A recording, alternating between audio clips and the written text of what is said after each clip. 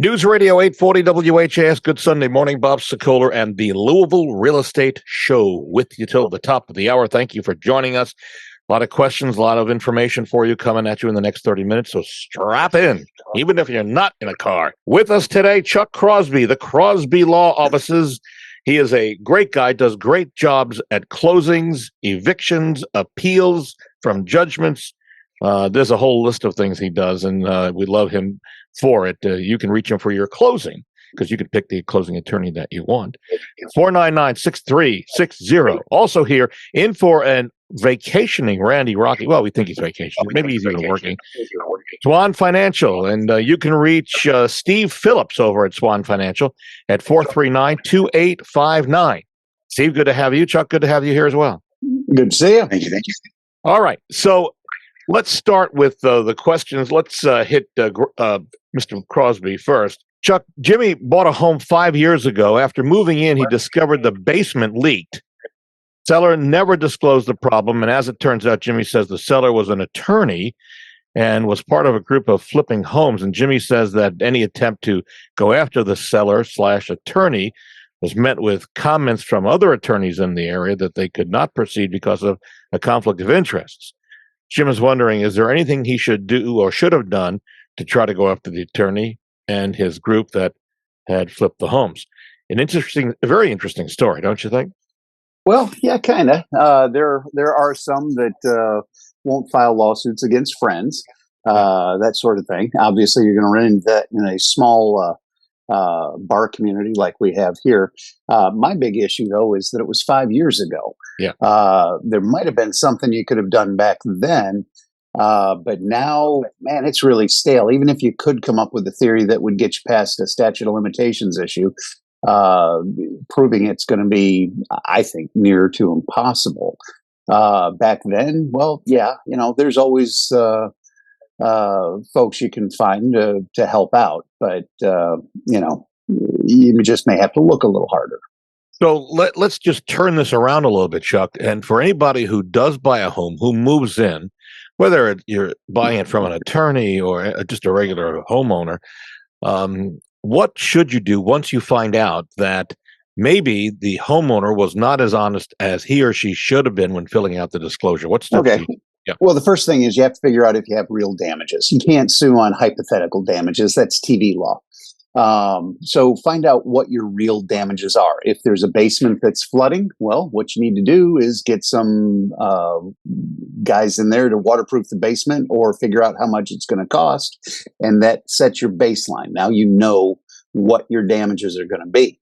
At that point, well, you contact usually agent to agent, say, hey, what's going on here?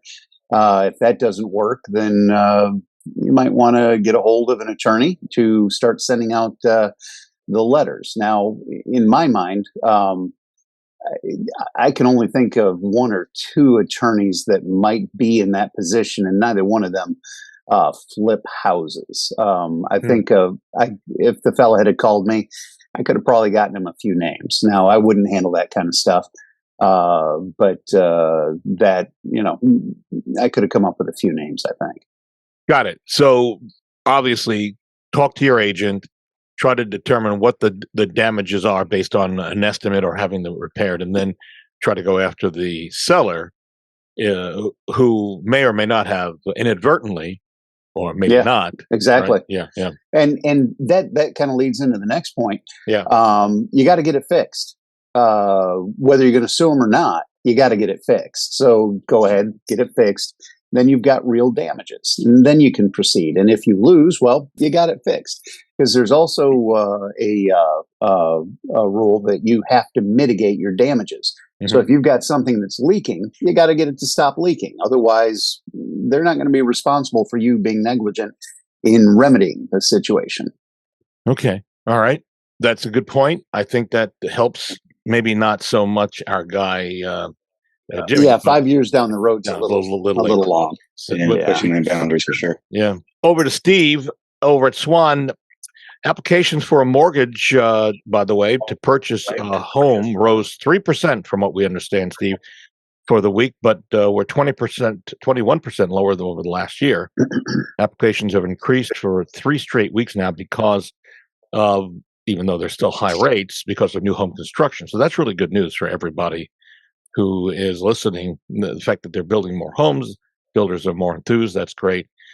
The Frida writes in that she's been thinking about buying a home, and she emailed in asking what the interest rates have to hit before more people start selling their homes. I have an idea. I'm just wondering if you or Chuck, if either of you two have an idea, where do you think interest rates have to come down to? Not that we're going to see them in the next couple of days, but where will they come down to when you think sellers will start saying, okay, now's the time to sell so we can find our new home? I would go ahead and say, I think, especially with the history of where they have been and the shock of what they have, also the lows and the highs that we've experienced, I would think that they're going to look for these maybe low fives, possibly high four range, is my mentality. But, everybody's different. Everyone's got their own tripping point. So, that is a holdback, though, is the current rates, and people don't want to lose their low rates that they have. Yeah. But we are starting to see a lot more assumptions as well, assumptions of those current loan rates for the new buyers coming into them. So those things are going to be happening a little bit more frequently as these borrowers transition into new homes from their low rate properties. Not all mortgages can be assumed, though. That's a problem in general, right? That is correct. Yeah. You're not going to be able to assume the conventional side, but the VA loans, FHA, VA loans specifically are what I've been seeing an uptick on. I've already gotten like 3 in the last probably just 2 weeks. So just kind of coincidence, and it might all just be coincidental in that regards. But I have definitely started seeing an uptick in that transition of getting the rates to the new buyers. Got it. 5% was what I was thinking. Chuck, you had an idea where this might need to be? No, it's not really my bailiwick. What I see is people getting comfortable. They realize that it's not going to go down, and so life happens. You get married, you have kids, you need a new house, and then they look at the actual dollar amount between the interest rates, and that's where they may or may not feel the pain. Yeah. Also, what I'm seeing is not enough houses for them to actually be going after. It's not like they're going to sit there and go, "Oh, hey, I'd like a new house," and then list their house. There's just nothing for them to go after.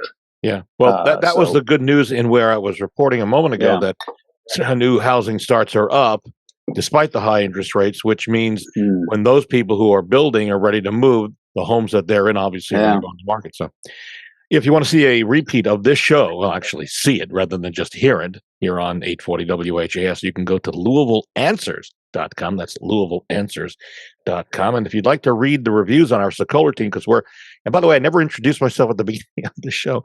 It's Bob Sokoler. We'd love to help you sell your home. You can at any time call me, 376-5483. And if you want to see our reviews, go to LouisvilleZillow.com or LouisvilleGoogle.com. But feel free to call me even after the show, 376-5483. All right, Chuck, we go back over to you. Sarah wrote us an email. Now, she says her mother, and I know she's listening now because she said she was going to, mother is planning on selling her home soon. She's 81. She can't keep up with a big house anymore. And this may sound familiar to a lot of folks, but Sarah's got an interesting take on this. She says they've been looking into options to build one of those teeny houses next to her house. They've got 4.5 acres. And of course, the teeny house would be close to the house and be essentially a mother-in-law suite. And her questions are, how would that affect her property value? She says the suite would be about 400 square feet with a small kitchen and bathroom. So I'll take the first part. The second part, Chuck, that she's looking for is anything legally that she needs to watch out for. I'll let you handle that in a second. As for improvements to the property with the mother-in-law suite, I think it's a great idea. I think a lot of people are looking for homes where maybe it's not even a mother-in-law. Maybe it's a kid who maybe wants to venture out on his or her own, and now you can offer them this teeny house they can live in, and at least you've got an eye on them and what's going on. And for a mother-in-law or a mother, you're able to watch what's going on to make sure that mom or your mother-in-law is in good condition, not falling and not hurt.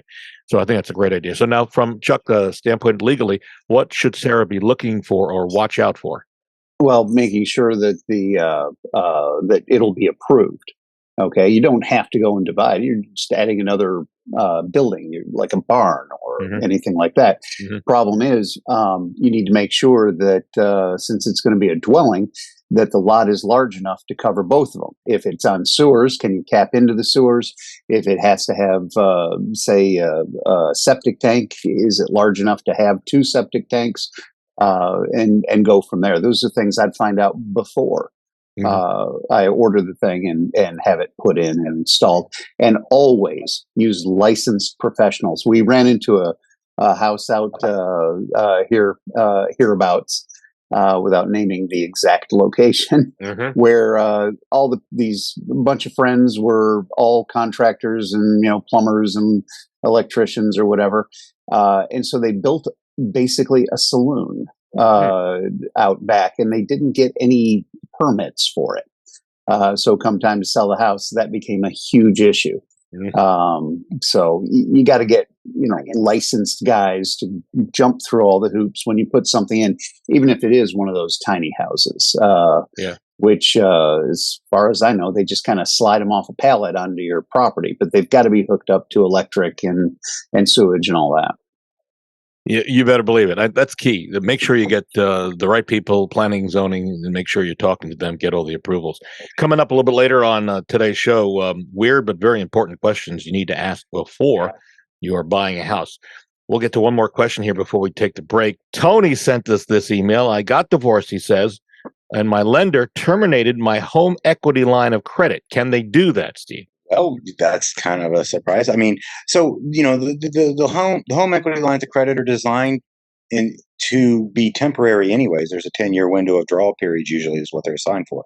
Mhm. So off of that, if the line of credit was drawn on both borrowers, husband and wife, and they separated, that loss of income from one source could be enough to trigger that. Mm. It could be a guideline of the loan itself. In the loan program itself, it might state that this is a guideline that is available to the lender if the parties separate or divorce. So it's not something I've heard of on a regular basis, but I'm sure the bank is covered with their decision and they're able to do this step with legal confidence. Yeah. I've never heard of that either, but certainly it doesn't surprise me, right? It doesn't surprise I us at all. have actually heard of it. You have. Tell us about Yeah. that, Chuck. Well, All right. some smaller banks will have things written into their documentation where that's a trigger. Hmm. People don't always pay attention to it because it doesn't normally happen. Yeah. The only times I saw it happening was when things were going crazy about 10, 15 years ago. But that and cross collateralization. You get behind on one property, they foreclose on all of them. Wow. There's a lot of hinky things out there, but if you've agreed to it, you've agreed to it. Yeah, if you sign your name, there's nothing you're going to be able to do about it. We'll take a break. When we come back, important questions you need to ask before buying a house. With us continuing, Chuck Crosby, you can pick the closing attorney that you want to close your home with. And quite frankly, Chuck is among the best in the city. You can reach him for closings and a variety of other things, including wills and powers of attorney if you need them. You can reach Chuck at 499-6360. That's 502-499-6360. In for Randy Rocky, Steve Phillips is joining us, Swan Financial. You can reach Steve directly at 439-2859. If you're thinking about selling your home, I am here to help you. And if it's just simply want to talk about it, I would be more than happy to talk on the phone, in person, via Zoom. It's free and no obligation. You can pick my brain and I'll help you however I can. And then we can help you sell your home if you want. 376-5483 is my direct cell, 376-5483, or go to Bob Sells Louisville and then just start filling out the insert items there and it'll get right to me. We're back in a moment on News Radio 840 WHAS. News Radio 840 WHAS, the Louisville Real Estate Show, with you till the top of the hour. Continuing with us, Chuck Crosby. He's the owner of the Crosby Law Offices, and you can pick your own attorney if you want to close your loan. That would be Chuck Crosby, 499-6360. Also in for Randy Rocky from Swan Financial, Steve Phillips from Swan Financial, 439-2859. My thanks to Barbara Corcoran, who endorses us on I Consider a Friend. You can reach me if you're thinking about selling your home or even buying a home. We have a team that will help you, and I personally will help you with selling your home. Just simply give me a call, 376-5483. That's 376-548-3, or go to bobsellslouisville.com. We're going to talk a little bit about questions as you're buying a house. There's some questions that you want to ask. So, for example, you can ask, why is the seller selling the house? It's a very legitimate question. Maybe not the normal one, but it's legit. Yeah. Find out if any of the furniture appliances are included in the sale of the house. Mind you, Steve will tell you that the furniture and appliances, well, unless it's attached, or the norm, which would be a fridge, stove, microwave, those things. But if it's furniture, quite frankly, then you need to work that on a separate deal, because the banks don't want to hear about that, right, Steve? They just don't want to hear about it. Also, look under the rugs. If there are area rugs, pick those area rugs up. Ask your agent, can we lift these rugs up just a little bit to see? Because there may be either stains or fading from the areas around the area rug. So be prepared to ask a question like that. Inquire about looking under the sinks. Can you go look under them to see how things are laid out, and if there are any stains on the floor of the cabinet, and also any leaks? Is the house in a rural area? We'll ask and request information about the cable and internet service. Maybe it's spotty. Maybe it's non-existent. Either way, those are just some of the potentially good questions that maybe you want to ask, thinking out of the box when you're walking through a house. It can help you do a better job in finding a home that you really love. Now, we go back over to Chuck. Paul has an interesting email. He and his wife, Sarah, bought a home during their marriage. They got divorced, and then they got remarried and to each other. And now he's wondering what happens if one of them passes away. Who gets the house, Chuck? They remarry each Right. other. Yes. Everything's the same. Same. Okay. That's all we need. Yeah. Got it. Good. No issues. No issues whatsoever. Back over to you, Steve. Matt says in this email, I mailed my mortgage company's payment before it was due. My servicer received it after the due date and charged me a late fee. Can my servicer do this? This may be a common problem. Nothing against our postal department, but sometimes things happen, right? Yeah. Yeah, unfortunately, the banks go on when they receive it, not when you mail it. So, that's the date that they have in their system, and that's what they're going to report. I think that, by the way, is a lesson for all of us who, if you do snail mail your payment, to give extra time, allow for delays, and then try to set up the auto deduction. I know a lot of people aren't happy with that, but it seems like that's the way to go, right, John? Yeah. Yeah. All right, we're going to move forward here. Just a reminder, we have a free, no obligation booklet that will give you 150 plus tips on how to sell your home faster and for more money. Want a copy of it? No problem. Just send me an email, bob@wesellouisville.com. And then just put selling tips in the subject line, and I'll send you a copy via email right back to you. All right, Chuck, Tony sent us an email saying that he was leaving the house before a buyer's agent client arrived. But as he was backing out of the driveway, the buyer's agent and buyer pulled up in the car. The buyer's agent had to move the car so Tony could get out. At the same time, asked Tony if he could send the buyer in, if the agent could send the buyer in, while the agent was moving his car because they were on a tight schedule. You got the picture so far? Yeah, not good. Tony said absolutely not, and the buyer agent flashed a sign of disgust. Tony's asking, was he wrong in not allowing the buyer to go in by themselves? No, it's his house. If he doesn't want people walking in without an agent, that's his prerogative. So, no, he's not wrong.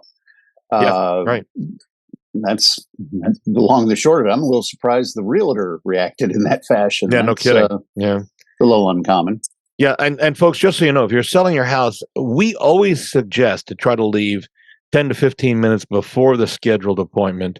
And then when you drive back, just look to make sure there's no car in your driveway, that they're still there. That's actually a good sign if they're still there, because we probably tell you normally schedule 30 to 45 minutes for a showing, that they'll be there at the house. But anything longer is a buyer's sign that they're looking to buy.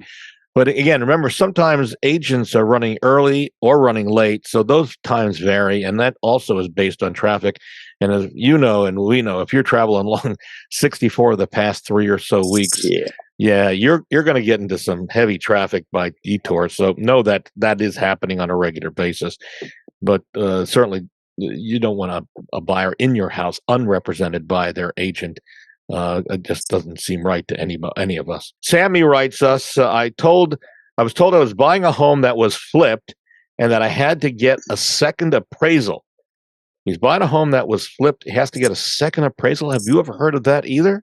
Yeah. How does that and why does that work? Yeah. Simply, it's designed to keep the new buyers from flipping it. Usually, if the seller owns the property less than 6 months, okay, and they're increasing the purchase price to a dramatic degree, substantially, then generally the new lender will be wondering what is equating for this increase in purchase price when you just bought it, 2 months ago, and now you're asking 80 grand more for the value. What is going? Is this so they don't want a bunch of churn and burn type of scenarios. So they do want to see that the work was really completed. There's a reason the increased value is there for the increased purchase price, and that that the house has been mostly remodeled for the most part. In those situations, is where those valuations are increased from. Got it. Chuck, back over to you. He says Oscar will call himself Oscar because he's about to ask a difficult question. He says, I'm about to sell my home, and I know there are some cracks in the bricks. If I simply use mortar on the bricks and don't disclose anything about the problem, and he's thinking the house may have shifted a bit in recent years, what penalties will he face down the road? Chuck? Don't do that. It's going to get found out. The home inspector is going to walk by. He's going to see any repairs you do on mortar, because you can't ever match mortar. Mortar that's been sitting there for 10 years is not going to look the same as new mortar, even if you got the exact same variety. All kinds of color differences too. I used to do stonemasonry. I'm kind of familiar with that. There's all different color variations. So it's going to be obvious. And if it's obvious and you didn't put it on that disclosure, that's just a big old red flag. Just bite the bullet, disclose it. Then you don't have to worry about any future problems. Or even having to repair it, though they may ask you to repair it. Yeah. But honesty is so important, and it's the best. Absolutely. It really is. Yeah. And something like that is going to be noticeable. Yeah. I mean, it's not like you're going to slap in a little bit of mortar and I'm going to go, oh, I didn't notice that. Yeah. Yes, folks, I'm just telling you from my standpoint, I see this all the time. Just be as honest as you can when you fill out the disclosure. And you don't have to worry about the penalties and whatnot, which could be severe if you lie. And if you if there are a lot of problems with the house, okay, so just report them. I see disclosures every day that there are lots of problems already on them. So you're not alone. You're not unique. It's not a new home unless it is a brand new home. That's a whole other story. Yeah, that's a horse of a different color. Yep. And let's see. By the way, if you want to hear what sellers are talking about us, say about us during and after our closing with them, head to LouisvilleSellersTalk.com. That's LouisvilleSellersTalk.com. All right. So, Steve, Chance asks this question in an email. He says, I saw an ad for a no payment reverse mortgage from the Department of Veterans Affairs. And he's wondering, is this legitimate? Is there such a thing as a no payment reverse mortgage from the VA? Well, all reverse mortgages are no payments. And so specifically, I've not heard of any VA guidelines stating that they've come out with a reverse. It wouldn't surprise me, though. I know that these things are going to be coming more and more in play as our population continues to age. So, we're going to see a bigger need and want for these. So it doesn't surprise me that VA's come out. Just because I haven't seen the notification doesn't mean it is there, but I have not seen it. So this is news to me, but all reverse mortgages have no payments. All right. Final question going to Chuck. And I know, Chuck, you can only answer part of this, and we understand. Tony's selling his home. He writes that he had a contract from a buyer and then received word at the inspection that the buyer no longer wanted the house and got his good faith money back, which totaled $2,500. Yeah, that happens here in the Kentucky area. So Tony has a friend who lives in southern Indiana who says, and this is why you can't get into this part, that over there buyers can't just ask for their money back because of an inspection. There are a bunch of different rules. What he's asking is, are there really that many different rules between southern Indiana and Louisville? There actually are a few. I mean, contract's a contract. If you're using the GLAR board contract, well, that may have different things than southern Indiana, et cetera.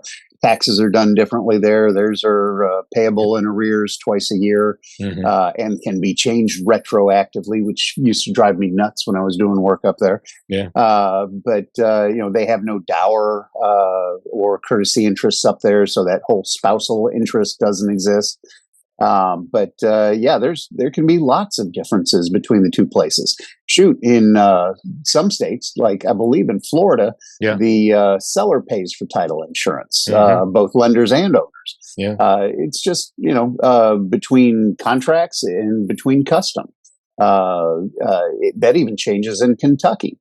Out in the outer counties, there may be fees that you can't charge that are common in Louisville, and vice versa. Actually, what was it? As recently as 10 years ago, I believe it was, I was told that people bring personal checks to closings out in some of the outer counties. Not anymore. Not anymore. All right, we're out of time. My thanks to Chuck Crosby. He owns the Crosby Law Offices. He does a great job of getting the loan closed. And quite frankly, you can pick the closing attorney you want. He's a great guy for doing closings along with wills, powers of attorney, foreclosure defense, a variety of things. You can reach Chuck at 499-6360. Also, Steve Phillips has been in for Randy Rocky over at Swan Financial, doing a great job. You can reach Steve directly on his cell phone at 439-2859. And if you're thinking of selling your home, I would love to be able to talk to you, help you, see how we can get you going, or wait, just give you the information. Just to talk, free, no obligation, call me, 376-5483, or you can go to bobsellslouisville.com. We also have a team of buyer agents that can help you in the event you're looking to buy as well. Just reach me at 376-5483. Next week, hold on to your vacuum cleaner, folks. There really is a right way and a wrong way to vacuum your floors. You may not know this, and you may be surprised. We are out of time. See you next Sunday on News Radio 840 WHAS.